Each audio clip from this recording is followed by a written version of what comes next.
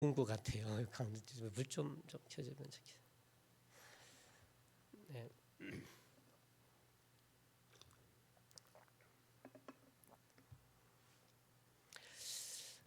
제가 이제 여의도 침례교회 육교구 사역할 때 이제 있었던 일입니다. 어느 날 어떤 집사님 이제 한 분이 주일날 목사님 내일 뭐 하십니까? 내일 특별한 계획 없습니다. 그랬더니 비행기를 태워주겠다 그러시더라고요. 비행기요? 어떻게 비행기 무슨 어떤 비행기인지 생각이 안 났는데 당신이 미국에서 비행기 부품 분해된 걸 이렇게 조립해 가져와서 한국에서 전문해서 조립을 했고 당신은 비행 훈련을 받고 교육을 받아서 그 비행 자격이 있는데 당신 소유의 경비행기가 있대요. 예, 경비행기가 있다고 그거 목사님 태워드리겠습니다 그러더라고요. 저는 그런 모험을 되게 좋아하거든요. 또 그런 거 막 해보기를 좋아하는데 아이고 알겠다고 해서 모든 거 다 제쳐놓고 그 집사님과 저 서해안 어디 그 넓은 바다 쪽에 거기에서 비행기 개인 비행기가 뜰 수 있도록 허가가 되어 있더라고요. 거기 차를 타서 가서 이렇게 보니까 천막으로 자기 어떤 비행기장이 돼 있고 거기에서 비행기를 이제 시동을 걸어서 진짜 타보게 되었습니다. 이거 꼭 뭐 2차 세계 대전 때 비행기 그런 비행기 있잖아요. 그런 비행기인데 옆에 탔는데 이게 탁 뜰 때 내릴 때 이게 막 느낌이 그대로 다 오는데요. 기계음하고 참 재밌었습니다. 근데 이게 높이 떴을 때 집사님께서요, 목사님 놀라지 마세요 그러더니 왜요 그랬더니 갑자기 거기서 시동을 퍽 꺼버리더라고요. 공중에서. 근데 그게 시동을 퍽 꺼도요, 이 비행기 날개 그것 때문에 떨어지는 게 아니고요, 순간적으로 살짝 주저앉더니 그냥 그 힘으로 계속 천천히 날아가더라고요. 어느 시기쯤 되니까 다시 엔진을 붕 키면서 저를 놀라게 한 적이 있습니다. 신기한 게 참 많았는데 그 오른쪽 옆에 앉아서 이렇게 보는데 눈에 들어오는 게 있었는데요. 그 계기판이 눈에 들어왔습니다. 계기판이 바늘이 여러 개가 이렇게 막 왔다 갔다 하더라고요. 자세히 보니까 그게 Attitude Indicator이라고 이렇게 영어로 적혀 있는데 이거 한글로 이야기하면은 태도 표시기 이런 태도예요. 태도 표시기 이런 의미로 그 여러 가지 바늘이 있는데 태도 표시기라고 해서 바늘이 왔다 갔다 해요. 가만히 보니까 이제 집사님이 당기면 이 수평에 의해 갖고 또 이게 이 바늘이 비행기 상태가 어떤지 표시하고 왼쪽으로 돌리면 또 왼쪽으로 어떻게 표시가 되고 그 각각의 현재 비행기의 태도 상태를 알려주고 있더라고요. 비행기가 그 태도, 비행기의 태도에 따라서 비행기가 현재 어떤 상태냐에 따라서 올라가기도 하고 내려가기도 하고 왼쪽으로나 혹은 오른쪽으로나 이렇게 회전하기도 하더라고요. 비행기의 자세죠, 비행기의 상태죠, 태도에 따라 방향이 결정이 되더라. 저는 그걸 많이 느꼈습니다. 왜 제가 오늘 이런 말씀을 드리냐면요, 이 상태 태도 표시기 나도 동일하지 않을까. 기계도 마찬가지지만 사람도 어떤 그런 태도의 표시가 있지 않을까. 눈에 보이지는 않지만 사람이 그렇습니다. 사람이 이런 개인적인 태도, 개인의 태도에 따라서 개인의 행동, 개인의 살아가는 방향이 결정되지 않을까. 나의 태도가 과연 어떨까? 태도라고 하는 걸 사전적으로 한번 찾아보니 사전에는요, 어떤 일이 일어나 상황 따위를 대하는 마음가짐 혹은 그 마음가짐이 드러나는 자세, 이걸 태도라 했습니다. 이게 내가 과연 어떤 태도, 내가 모든 상황을 접할 때 내 마음가짐이 어떤가? 내가 그 마음가짐으로 실제로 그 어떤 모든 상황을 내가 어떻게 대하는가? 여러분, 그 태도에 따라 어쩌면 내 삶의 모양이 만들어지지 않을까 이렇게 생각해 봅니다. 우리가 살아갈 때 그런 태도에 대한 걸 한번 생각을 해봤는데 우리는 때로 다른 사람의 태도, 여러분 다른 사람의 태도도 감지하죠. 예, 때로는 직접 우리가 보기도 합니다. 그 태도라고 하는 마음가짐인데 그 마음가짐이 내 자세에서 나타나는데 우리는 그 태도를 감지를 해요. 그래서 그 태도는 행동으로 표현되기 전에 느끼는 어떤 내적인 느낌이며 또 그게 자세로 나타나기 때문에 그 사람의 태도를 우리가 감지합니다. 그 사람이 그 일에 대하여 어떤 말도 하지 않아도 우리는 어쩌면 그 태도를 보면 그 마음을 어느 정도 읽을 수 있다라고 하는 것이죠. 심리학자이고 철학자인 제임스 알렌이라는 사람이 이렇게 이야기를 했습니다. 사람은 속으로 움직이면서 겉으로 가만히 있을 수 없다. 이렇게 이야기를 했습니다. 그러니까 우리 속에서 일어나는 것은 어떤 조만간 우리 밖에 나타나 영향력을 끼친다라고 하는 것이죠. 그러니까 그러한 태도가 나의 마음이 만약에 강팍한 태도라고 한다면, 그래서 어쩌면 내 마음을 닫아버리고 우리는 내 미래를 좀 불행하게 어둡게 하지 않을까 생각합니다.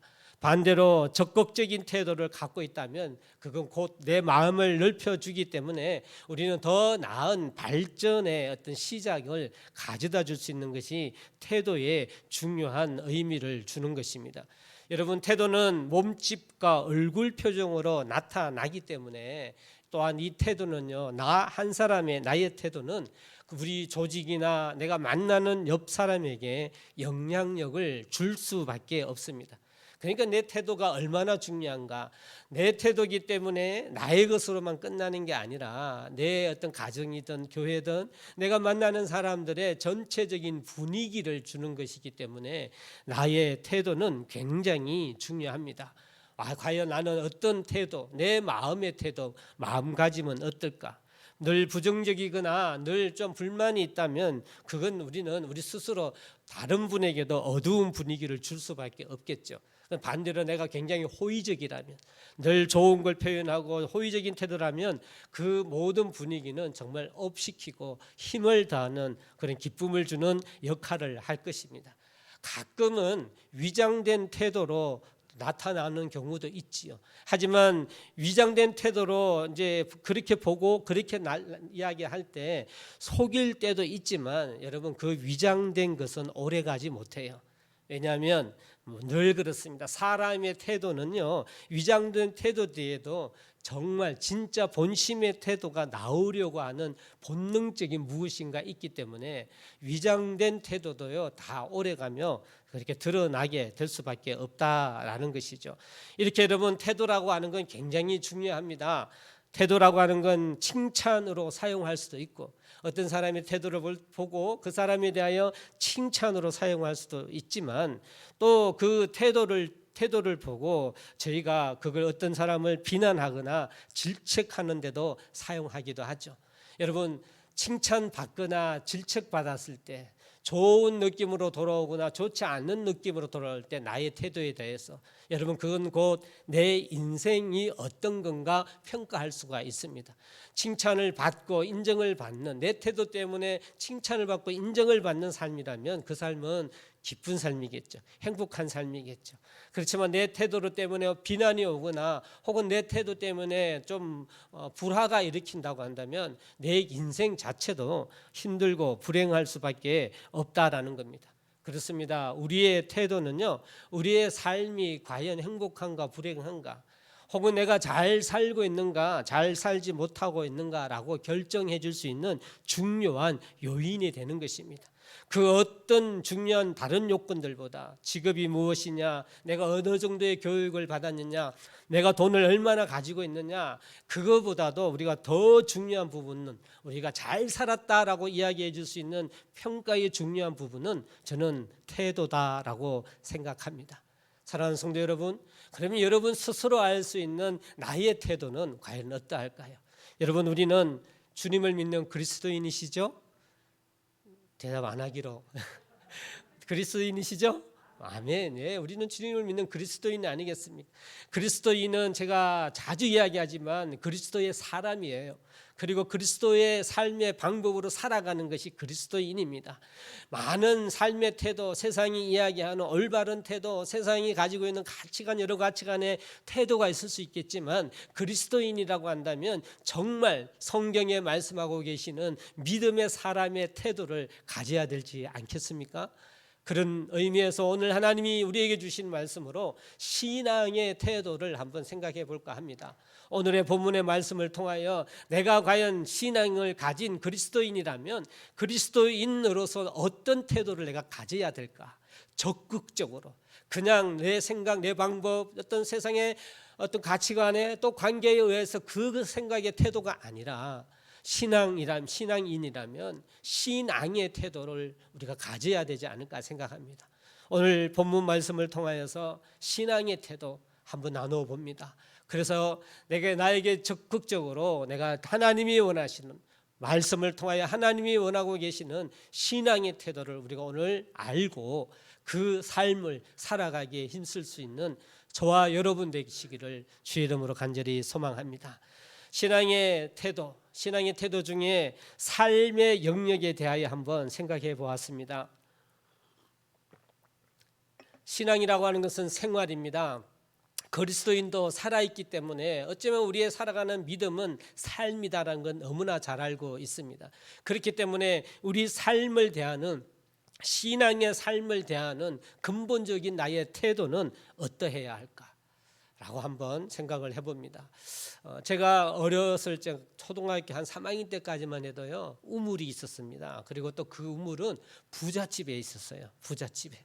그래서 그 부잣집에 우물 공동 우물도 있었지만 부자는 그 우물을 갖고 있었어요. 저희 집 옆에 과수원하는 부잣집이 있었는데 거기에 우물이 있었습니다. 이건 수도도 자주 안 나오고 끊기고 그러면 꼭 바게지를 들고 가서 그 옆집에 가서 물을 좀 얻어오죠. 그러면 다 허락해 줍니다.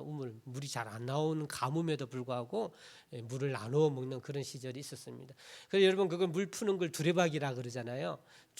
줄에 묶어 나갖고 휙 던져갖고 물을 살짝 담아서 그 무게로 계속 풍덩풍덩 해갖고 푹 잠기면 끌어당깁니다. 이렇게 해서 물을 푸는데 여러분 그 두레박이 한 두레박인데요. 내려갈 때는 빈 두레박이지만 올라올 때는 어떻게 해요? 꽉 찬 두레박이에요. 한 두레박이지만 비었을 때와 꽉 찼을 때가 있습니다. 근데 항상 만약에 두레박이 비었다고만 생각을 한다면 그렇게 보는 시각이 있을 수가 있고 또 항상 찬 두레박이다라고 생각할 수도 있잖아요. 여러분 그렇지 않습니까? 같은 우물을 펴지만 우리가 어떤 마음으로 물을 기르느냐라는 상황을 대하는 태도, 내가 과연 어떠한 마음으로 긍정적으로 꽉 찬 느낌으로 하느냐 항상 비어서 불만으로 하느냐, 나의 한 인생을 살지만요 불만으로 보느냐 아니면 감사로 보느냐에 따라서 우리 인생은 달라집니다. 여러분이 또한 잘 알고 계시는 말이 있잖아요.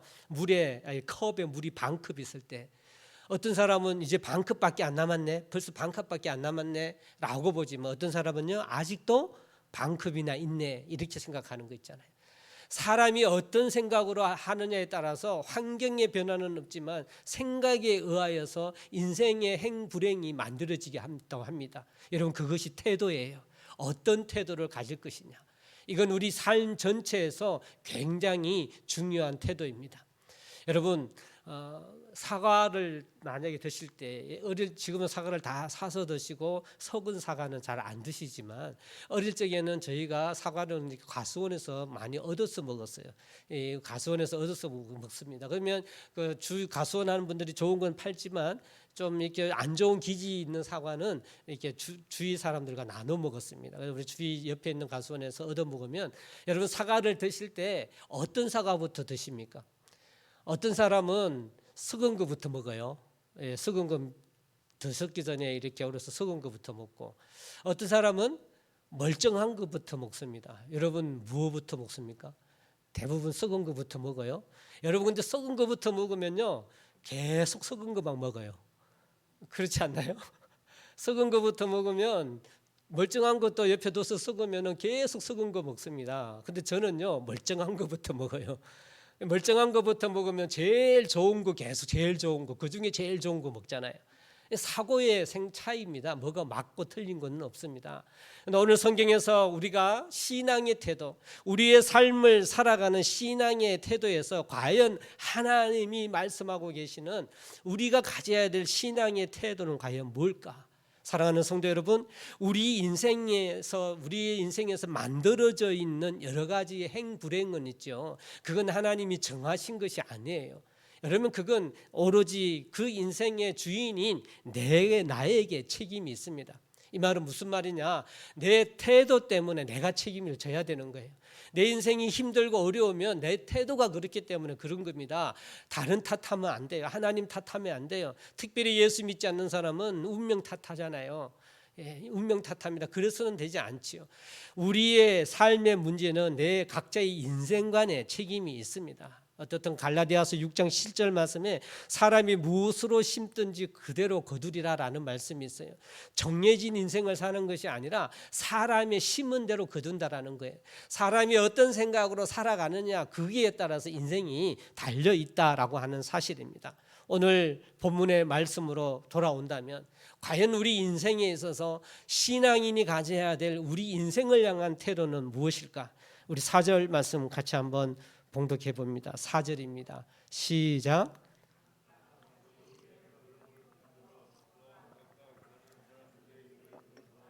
나의 기쁨을 충만하게 하라. 사도 바울의 개념입니다만 하나님의 어떤 기쁨을 이야기하는 건데, 우리가 가져야 할 중요한 태도는요, 기쁨을 충만하게 하라.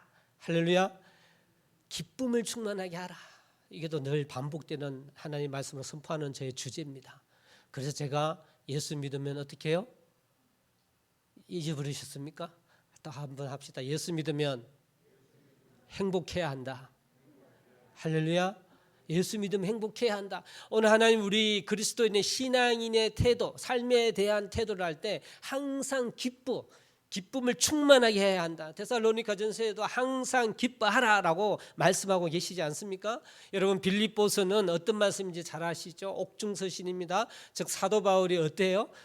빌립보 감옥에 있을 때, 그 감옥에 있을 때 감옥에서 쓴 글이 로마 감옥에 있을 때 빌립보 교회에게 쓴 글이 빌립보서예요. 감옥에 있는데, 그렇지만 그 주제가 무엇이죠? 기쁨입니다. 여러분, 빌립보서의 주제인 4장 4절 한번 볼게요. 4장 4절 말씀 우리 같이 한번 봉독해 보겠습니다. 빌립보서 4장 4절입니다. 시작. 주 안에서 항상 기뻐하라. 내가 다시 말하노니 기뻐하라. 할렐루야. 어떻게 해요? 항상 기뻐하라. 여러분, 항상은 늘 이야기합니다만 좋을 때만 기뻐하는 게 아니죠. 어려울 때도 기뻐하라는 겁니다. 조금 전에 이야기했듯이 빈 두레박이어도 그것 때문에도 기쁨, 내가 지금 힘들고 어려운 상황에 있어도 하나님이 명령하시는 것은 그럼에도 불구하고 기뻐해라 라는 기쁨. 우리가 삶을 대하는 신앙의 태도는요, 내에게 일어난 환경 때문에 기뻐하고 그런 것이 아닌 거예요. 또 환경 때문에 슬퍼하고 그런 것이 아닙니다. 우리 그리스도인의 하나님이 원하시는 신앙의 태도는요, 항상 기뻐하는 거예요. 어떤 것을 볼든지 간에 그 사건과 그 일을 향하여서 볼 때 하나님의 기뻐함으로 바라보는 것이, 그것이 신앙의 태도임을 믿으시기를 바랍니다. 사랑하는 성도 여러분, 그래서 이미 내가 하나님 자녀됨에, 이미 내가 이 땅에 살고 있음에, 이미 내가 동북제일교회 성도됨에 오늘 하루도 살아갈 수 있습니다. 그 다른 어떤 조건도 따지지 마시고 하나님이 나를 구원해 주심, 그 구원의 기쁨 때문에 우리는 우리의 삶을 살아가야 될 줄로 믿습니다. 이것이 신앙의 태도예요. 여러분, 지금 여러분의 삶이 어떻습니까? 다 힘들고 어려워요. 다 좋은 일만 생길 수도 없어요. 어떤 어려움이든 다 있을 것입니다. 하지만 그 상황이 어떠하든지 간에 오늘 하나님이 저와 여러분에게 원하고 계시는 마음은, 우리의 태도는 기쁨의 태도임을 믿으시길 바랍니다. 그 기쁨을 갖고 여러분에게 지금 다가온 일들을 대하십시오. 그게 좋은 일이든 나쁜 일이든 하나님의 기쁨으로 대하십시오. 그러면 그 마음 때문에 우리가 행복해질 수 있고, 그 기쁨의 태도 때문에 우리의 삶이 형통해질 줄 믿습니다. 그런 성도들 되기를 주의 이름으로 간절히 소망합니다. 리더십의 대가이기도 한 존 맥스웰이라고 하는 유명한 저자가가 이런 글을 썼습니다. 사람은 스스로가 발전시킨 태도를 통해 자신의 환경을 창조하도록 돕는다. 물론 리더십에 대한 이야기예요. 이제 세상 사람들도 알고 있다라는 겁니다. 사람은 자기 스스로 발전시키는 긍정적인 태도 때문에 우리의 환경을 바꾼다라는 거예요. 이건 굉장히 믿음적인 이야기입니다. 오늘 우리 빌립보에서 명령해 주신 그 말씀처럼 우리 삶을 어떻게 대하느냐, 기쁨으로 대해야 된다라고 하는, 그러므로 말미암은 창조의 능력이 샘솟아난다라는 중요한 이야기인 것입니다. 사랑하는 성도 여러분, 우리의 삶에 대하여 이제 여러분 모든 일에서 이제 이 주님이 명령해 주신 말씀대로 여러분의 삶을, 전체적인 여러분의 삶을 대할 때 기쁨으로 대하는 여러분 되기를 주의 이름으로 간절히 축원합니다. 두 번째로 우리가 신앙의 삶을 산다. 여러분 삶 전체에 대하여 기쁨이라는 이야기를 했습니다만, 그러면 우리가 산다라고 하는 것은 그러면 어떤 것일까요? 삶이라고 한다, 살아있다라고 한다라는 것은 제가 또 자주 이야기하지만 저는 그건 관계라고 봅니다. 뭐라고요? 관계예요. 관계하기 때문에 살아있는 거예요. 관계하지 않으면 죽은 거나 마찬가지입니다.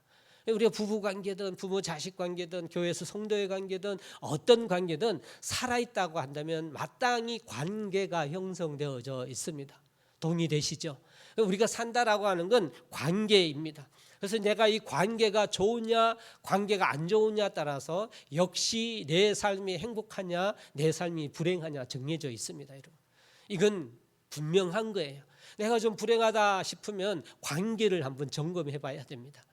내가 정말 불행하다, 나는 왜 이럴까라고 할 때 관계를 점검해 봐야 된다라는 것입니다. 이 관계라고 하는 것은 하나님과 사람의 관계에서 출발한 것처럼요, 또 사람과 사람의 관계인 것처럼 우리 신앙의 삶의 가장 대표적이며 가장 우리가 생각해야 될 중요한 것은요, 바로 사람 관계라고 하는 겁니다. 여러분, 이 관계는 무엇으로 만들어질까요? 여러분, 이 관계는 보통 사람들은요, 우리가 보통 사람들의 생각은 관계를요 항상 다른 사람, 나를 대하는 사람에게 그 문제를 둡니다. 하지만 여러분, 성경이든 아니면 정말 원리적으로 중요한 좋은 관계는요 나의 태도에 달려 있습니다. 여러분, 이걸 인정해야 됩니다. 다른 사람의 태도가 아니고 누구의 태도요? 나의 태도에 달려져 있습니다. 왜 다른 사람의 태도에 달려있지 않을까요? 다른 사람의 태도와 다른 사람의 마음가짐은 다른 사람이 하는 거예요. 쉽게 이야기하면 그걸 내가 어떻게 할 수가 없잖아요. 근데 내가 할 수 있는 건 있습니다. 그건 나의 태도잖아요. 그렇죠? 그렇기 때문에 우리는 내 태도부터 온전케 해야 좋은 관계가 만들어지는 거예요. 다른 사람의 태도를 고치려고 하거나 간섭해서는 그 좋은 관계를 만들 수가 없는 겁니다. 그리고 왜 내 태도가 중요하냐, 다른 사람의 태도는 왜 우리가 안 되느냐 하면 그 태도라고 하는 건 각자의 생각이 있단 말이에요. 각자가 자라면서 만들어 놓거나 가지고 있는 각자의 가치관이 있잖아요. 그 가치관은 사람들이 물론 공통적이다라는 건 있을 수가 있지만요, 그 가치관은 다 달라요. 다 달라요. 여러분 한번 질문해 볼게요. 버스 타면 앞자리가 좋아요, 뒷자리가 좋아요? 가운데 자리가, 그것도 자기 생각이, 앞자리가 좋다는 사람이 있고 뒷자리가 좋다는 사람도 있죠. 또 젊은 사람, 저 같은 경우는 뒷자리가 좋아요. 왜냐하면 버스의 느낌, 엔진의 느낌 이런 게 좋아요. 저는요. 그리고 또 높이 앉는 것도 좋아해요. 그래서 또 바깥에 이렇게 멀리 바라보는 거 좋아서. 사람마다 다르잖아요. 여러분, 예배 드릴 때 앞자리가 좋습니까? 뒷자리가 좋습니까? 그것도 사람의 차이지 않습니까? 그거 갖고 야 당신 왜 뒤에 앉아, 앞에 앉아야지 이러면 안 되죠. 또 앞에 앉는데 여기 내 자리인데 다른 사람이 앉는다고 자리 비키라고, 이게 내 자리라고, 이것도 아니잖아요. 그거는 각자의 생각이에요. 그거는 자기 남의 태도, 남의 가치관은 중요한 건 아니라는 겁니다. 예. 우리 김경욱 권사님 말씀해 주신 대로 중간이 진짜 좋긴 좋아요. 그래서 군대는요 항상 중간에 줄 설 때 중간 해야 됩니다. 여러분, 선착순 하면요 쫓아가서 1등 할 필요 없어요. 진짜 달리기 잘해서 1등 안 하면은요, 이제 선착순 2명 그러잖아요. 40명이 뛰어서 2명 안에 못 들면요 계속 힘들어요.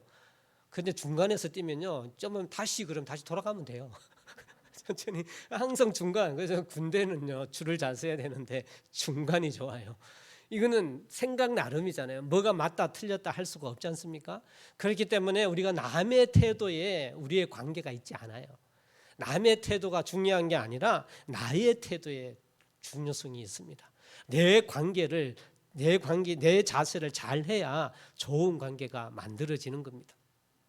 이건 연구나 또 많은 사람들의 어떤 입장을 봐서라도요, 나의 태도 때문에 내 태도를 잘해갖고 성공하고 다른 사람으로부터 인정받는 높은 자리에 올라간 성공한 사람들의 모든 공통적인 생각인데요. 이 성공한 일명 사회적으로 성공한 사람들, 다른 사람으로부터 인정받는 사람들의 태도, 그 사람들의 태도는 어떠할까요? 그 사람들의 태도는요, 좋은 관계 맺는 데 두고 있어요. 어떤 사람의 관계의 중요성, 관계를 잘하는 것이 내가 성공한다라고 하는데 중요성을 두는 겁니다. 여러분, 하물며 믿는 그리스도인은 어떠할까요? 당연하죠. 믿는 그리스도인, 교회의 삶의, 성도의 삶의 성공의 여부는요, 좋은 관계에 있음을 믿으시길 바랍니다. 건강한 교회 세우고 하나님이 주신 사명 잘 감당하기 위해서 좋은 관계에 여러분 거기에 최선을 다해야 될 줄로 믿습니다. 이것이 신앙의 태도예요. 관계를 갖기 위해서 하나님 안에 좋은 관계 맺도록 힘써야 됩니다. 스탠포드, 미국의 캘리포니아에 있는 아주 유명한 대학 스탠포드에서 연구해서 조사의 연구 결과가 있는데요. 어떤 분야에서 성공한 사람의 성공의 여부, 그 사람이 성공한 성공의 여부가 어디에 달려 있는가? 여러분, 지식에 의하여 성공했다가 12.5%이고요. 사람을 다루는 능력에 의하여 결정됐다가 87.5%입니다. 사람을 대하는 능력이 그 관계를 소중하게 한 사람이 성공했다라는 것이에요. 미국의 26대 대통령인 루즈벨트 대통령도 이런 말씀을 했습니다.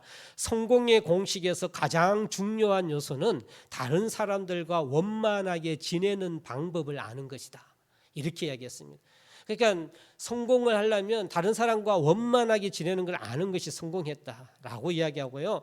또 우리가 잘 알고 있는 믿음의 사람이기도 한 미국의 기업가인 존 록펠러, 여러분 잘 알고 계시죠? 1860년에 미국 석유 사업, 온 석유 사업을 다스린 사람이기도 하고 시카고 대학을 설립한 데 기여한 사람이기도 합니다. 그 존 록펠러도 이런 이야기를 합니다. 나는 해 아래 다른 어떤 능력보다 사람을 다루는 능력을 위해 더 많은 것을 투자한다. 이렇게 이야기했습니다. 다른 투자보다 사람을 다룰 수 있는 능력을 위하여서 투자한다라고 이야기합니다. 제이 폴 게티라는 미국의 기업가 중에 또요 좀 가까운 세대예요. 근데 LA에서 굉장히 유명한 분입니다. LA의 자존심이기도 하고 그도 역시 석유 회사를 감당하고 하는데 미술을 좋아해 갖고요. 폴 게티 박물관이 있습니다. 저희 가족이 LA 갔을 때 이 유명하기 때문에 미술 박물관 한번 갔더니 때마침 수리한다 그래갖고 거기 갔다가 그냥 입장 못하고 차를 돌려갖고 온 적이 있는데요. 그 폴 게티라는 분도 이런 이야기합니다. 경영자가 사람들을 통해 결과를 얻지 못한다면 그는 경영자로서 쓸모없는 사람이다. 그러니까 관계가 얼마나 중요한가 다 알고 있습니다. 여러분 미국에 어떤 주유소가 있는데 여러분 미국 주유소는요 서비스가 엉망이에요. 왜냐하면 대부분 자기가 넣어요. 자기가 넣는데 어떤 석유 넣는 주유소가 굉장히 성장한 주유소가 있었습니다. 그 주인은요 연구를 했어요. 생각을 해봤습니다. 주유소가 성공하기 위해서는 어떻게 해야 될까? 그래서 사람들이 왜 그 주유소를 계속 오는지 아니면 그 주유소는 다시 안 오는지 그걸 한번 조사를 해서 연구를 해봤더니 그 조사를 바탕으로 자기의 방법을 달리해서 성공했다라고 했습니다. 그 연구한 조사에 보면요 다시 그 주유소를 가지 않는 이유는 1%는 죽었기 때문에 안 온다. 그런데 3%는 이사해서 안 오고 5%는 다른 곳에 친분 관계 때문에 안 오고 9%는 또 가격 때문에 다른 데로 가고 14%는 그 상품이 불만족이었던. 그런데 여러분 68%는 뭐냐면 일하는 사람 혹은 사장의 태도 때문에 사장의 그 태도 때문에 무관심하고 무시하면 다시는 그곳에 안 간다라는 거예요. 그 태도에 달려져 있다 해서 성공한 주유소가 되었다라고 합니다. 사랑하는 성도 여러분, 이처럼 세상도 알아요. 사람의 관계의 태도를 어떻게 해야 되는지 세상도 압니다. 여러분, 어떤 미국의 인터내셔널이라는 중요한 어떤 또 조사 하나만 더 소개하면요, 중력까지 승진한 사람들 대상으로 조사를 했는데 약 1,600명을 조사를 해봤습니다. 그러니까 높은 성취자, 높은 것을 성취한 사람과 낮은 성취감을 가진 사람들, 이 사람들의 태도를 한번 이야기해봤는데 이걸 제가 한번 읽어드려 보겠습니다. 높은 성취자들은 이익뿐만 아니라 사람에게도 관심이 있었다. 낮은 성취자들은 자신들의 안전에만 정신이 팔려 있었다. 높은 성취자들은 부하 직원들을 낙관적으로 보았다. 낮은 성취자들은 부하 직원들의 능력을 기본적으로 불신했다. 높은 성취자들은 사람들의 말을 귀담아 들었다. 낮은 성취자들은 대화를 회피하고 매뉴얼을 의지했다. 이런 재밌는 연구 결과가 있었습니다. 사랑하는 성도 여러분, 그렇습니다. 우리가 하나님을 믿는 사람으로 교회의 삶을 살아가고 여러분의 주어진 삶을 살아가며 그 관계를 만들어 나가는데 우리가 과연 행복하며 하나님의 기쁨과 능력 안에 사는 삶인가 그렇지 않는가라는 걸 한번 돌아볼 때 여러분, 그 모든 것에는 관계에 있음을 아시고 내가 그 관계를 어떻게 대하고 있는지, 신앙의 태도가 어떠한지 돌아볼 수 있는 여러분 되기를 간절히 소망합니다. 그럼 우리가 오늘 본문에서 말씀하고 계시는 신앙의 태도는 뭘까요? 관계에 있어서의 신앙의 태도는 무엇일까요? 저희 3절 같이 한번 봉독해 봅니다. 3절 말씀입니다. 시작. 오직 겸손한 마음으로 각각 자기보다 남을 낮게 여기고, 할렐루야. 관계에서 어떻게 해요? 돌아보고 그 사람을 더 낮게, 더 좋게 높이라는 것이죠. 그리고 그걸 한마디로 표현해서 어떻게 해요? 겸손, 이렇게 이야기합니다. 겸손. 좋은 관계를 맺기 위해서 교회 안에서든 그리스도인의 신앙의 삶을 사는 데 있어서 내 삶이 행복하고 능력 있는 삶을 살기 위하여 좋은 관계, 사람의 관계가 정말 중요한데 그 관계를 만들기 위한 나의 태도에 달려 있는데 나는 어떻게 해야 한다고요? 겸손해야 합니다. 할렐루야, 할렐루야. 이것이 하나님이 원하는 나의 삶의 신앙의 태도입니다. 그래서 겸손하는 게 뭐죠? 이제 3절 말씀에 나타나 있지 않습니까? 돌아보는 거예요. 그 사람의 상황을 돌아보는 겁니다. 그 사람의 입장을 고려하는 겁니다. 그래서 그 사람을 높여주는 거예요. 인정해 주는 거예요. 그건 겸손하지 않으면 그렇게 할 수가 없는 것이죠. 여러분, 이것이 우리를 행복하게 하는 것입니다. 이것이 우리가 신앙의 삶의 태도로 가져야 될 중요한, 관계를 위한 중요한 태도, 겸손입니다. 오늘 이 말씀으로 여러분의 귀중한 신앙의 태도를 가지시기를 주의 이름으로 간절히 축원합니다. 세 번째, 같이 짧게 또 한번 나누어 볼까 합니다. 우리가 살아가는 삶에 대한 이야기, 관계에 대한 이야기를 했습니다. 또 우리 삶이라고 할 때 대표적인 것을 이야기할 수 있는 것은요, 내가 무슨 일을 하고 있느냐, 일입니다. 일이 어쩌면 내 인생, 내 삶을 나타내는 거잖아요. 여러분, 그렇죠? 내가 무슨 일을 하느냐에 따라서 내가 어떤 인생이냐 말할 수 있지 않습니까? 제가 목사의 일을 하기 때문에 저는 목회자의 삶을 사는 것이고, 여러분, 그렇죠? 그래서 내가 무슨 일을 하느냐가 어쩌면 내 삶을 이야기하는 것이죠. 그러면 과연 그 일에 있어서 어떻게 해야 그게 성공이냐 실패냐? 여러분, 세상 사람들은 그 일에 있어서 성공적인 것 이외에는 모든 것을 돈 버는 데만 목적을 두고 그 돈 버는 것에 목적을 두고 과정은 소중하게 여기지 않는 것이 그것이 세상 사람들이잖아요.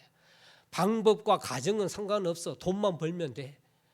일명 그 부자가 돼서 성공하면 돼. 이게 세상이 가지고 있는 것이죠. 하지만 여러분, 그리스도인은 달라야 되겠죠? 동의하십니까? 그리스도인이라면 달라야겠죠. 신앙인이라면 달라야 되겠죠. 그것이 신앙의 태도입니다. 내가 하는 일에 내가 과연 어떠한 태도를 가져야 될까? 지금 내가 살아가고 있는 내 그 일을 향한 나의 태도, 그 그리스도인으로서의 신앙의 태도, 여러분 이건 굉장히 중요합니다. 이스라엘의 수상을 지낸 골다 메이어라는 여자분이 계시는데요. 그녀가 한 말이 이런 말이 있습니다. 내 나라가 가진 것이라고는 정신뿐이다. 우리에게는 오일 달러도 없습니다. 우리에게는 광산이나 풍부한 지하 자원도 없습니다. 이스라엘이 가진 것이라고는 이스라엘 국민의 정신뿐입니다. 이스라엘 국민이 정신을 잃다 보면 미국도 우리를 구원할 수 없습니다. 저는 유태인을 이스라엘을 높이고자 하는 게 아니라 세상 사람들도 알고 있는 게 있어요. 그 과정과 그리고 중요한 내 태도, 정신의 태도가 얼마나 중요한지 알고 있습니다. 또 우리가 살아가는 삶에 있어서도 마찬가지입니다. 내가 어떤 일을 하느냐에 있어서도요, 그 일의 성패는, 성공과 실패는요, 사실 굉장히 중요한 건 정신의 태도입니다. 어떤 내가 가지고 있는 지적인 능력보다 정신의 태도가 더 성공 실패냐 좌우가 될 거라고 보아집니다. 세상 사람들은 돈 많이 버는 게 성공이라고 이야기하지만 우리가 보기에는 그것은 성공이 아니잖아요. 우리가 살아가는 우리 일에 있어서 성공은 뭘까요? 우리가 살아가는 그리스도인이 가지는 직장들, 이 하는 일들, 그것에 있어서의 성공은 과연 무엇일까요?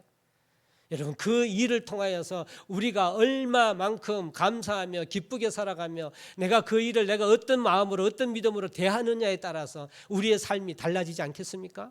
매일 출근하고 매일 일을 하면서 이게 도살장에 끌려가는 소처럼 신세 한탄하면서 살아간다면 여러분 그래서 돈을 많이 벌으면 그 인생이 행복한가요? 성공이라 할 수 있는가요? 그렇지 않잖아요. 그리스도인이 이를 향하여 대할 태도는 과연 어떠할까? 여러분 오늘 본문의 말씀입니다. 오늘 본문 10절 11절 말씀 같이 한번 봉독합니다. 10절 11절입니다. 시작. 땅 안에 이른 자들로 모든 무릎을 예수의 이름에 꿇게 하시고 모든 입으로 예수 그리스도를 주라 시인하여 하나님 아버지께 영광을 돌리게 하셨느니라. 할렐루야. 5절부터 너희는 이 마음을 품으라라고 예수 그리스도의 마음을 이야기해주고 그 하나님이 하나님과 동등됨을 취할 것으로 얘기하시고 이 땅에 오셨다라는 그 예수 그리스도 곧 십자가의 죽으심이라. 우리가 그 십자가의 죽으심으로 우리는 하나님의 자녀 되었습니다. 할렐루야. 그 주님의 보혈의 피를 믿음으로 그리스도인 되었죠. 그 그리스도 예수 그리스도의 그 십자가의 능력, 그 능력이 뭐냐? 10절에 하늘에 있는 자들, 땅에 있는 자들, 땅 아래 있는 모든 자들, 누구든지 간에 모든 자들이 예수의 이름으로 무릎을 꿇게 한다. 하나님의 통치를 준다라는 것입니다. 무엇보다도 저와 여러분은 그 예수 그리스도의 보혈의 피를 믿는 그리스도인 아닙니까? 신앙인 아닙니까? 그러면 마땅히 오늘 본문에 말씀하시는 것처럼 이 하나님의 원리가 적용되어야 되는 거예요. 모든 만물이 그 속에 포함된다 했는데 저와 여러분은 예외가 될 수도 없고 마땅히 하나님의 이 능력에 예수의 이름 앞에 우리 모든 일이 무릎 꿇는 역사가 일어나야 될 줄로 믿습니다. 그 일의 핵심이 무엇입니까? 11절 모든 입으로 예수 그리스도를 주라 시인하여 하나님 아버지께 영광을 올리게 하는 모든 일들, 내가 하는 일, 내가 뭐 하는 직장이든 모든 것이 우리가 왜 해야 하느냐, 우리의 신앙의 태도는 어떠해야 하느냐, 진정 이것이 하나님의 영광을 위하여 한다라고 하는 그러한 믿음이 있어야 될 줄 믿습니다. 이것이 우리 신앙의 태도예요. 이것이 우리의 신앙의 태도입니다. 돈 벌기 위해서 한다면, 잘 먹고 잘 살기 위한다면 세상 사람들도 그렇게 해요. 근데 세상 사람과 동일한 방법이면 안 되지 않습니까? 지금 나에게 주어진 나의 일들, 내 하는 일들에 대한 나의 태도, 믿음의 태도, 신앙의 태도, 하나님 내가 이 일을 통하여 하나님께 영광 올려드리겠습니다. 하나님의 영광을 선포하는 일, 그 태도를 가져야 될 줄로 믿습니다. 이것이 신앙인의 태도예요. 내가 하는 일은 따로, 교회에 가는 건 따로. 이건 정말 이중적인 것이죠. 그리스도인은 삶이에요. 이 땅에 살아가는 것이 그리스도인의 삶입니다. 그것이 하나님의 나라입니다. 하나님은 오늘 빌립보서의 말씀을 통하여 저와 여러분에게 하나님은 정말 중요하고 중요한 말씀을 저와 여러분에게 말씀해 주고 계십니다. 너희가 나를 믿는 나의 자녀냐? 그러면 그 신앙의 방법대로 그 태도로 살아라라고 하나님이 오늘 말씀해 놓고 계십니다. 말씀을 정리합니다. 여러분 그리스도인으로서 신앙인으로서 여러분의 태도를 점검해 보십시오. 신앙으로 점검해 보십시오. 내 삶을 바라볼 때 기쁨으로 바라보는 신앙, 그 태도 있기를 소망합니다. 그리고 내가 관계하는 그 관계 속에서 겸손의 태도를 가지시기를 주의 이름으로 소망합니다. 그리고 내가 하는 모든 일들, 그 일들에서 하나님께 영광 올려드리겠다라는 태도, 그 태도를 여러분의 삶 전체에 가지는 신앙의 태도로 가지셔서 진정 하나님의 기쁨되며 하나님과 동행하는 복된 인생 되시기를 주의 이름으로 간절히 축원합니다. 아멘. 기도하시겠습니다.